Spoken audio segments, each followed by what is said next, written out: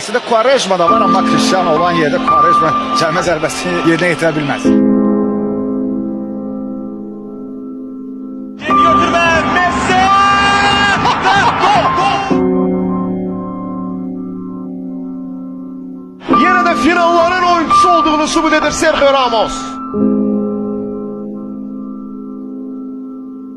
Neymar ve top kapıda da. Neymar! Kevin De Bruyne mermileri gönderir.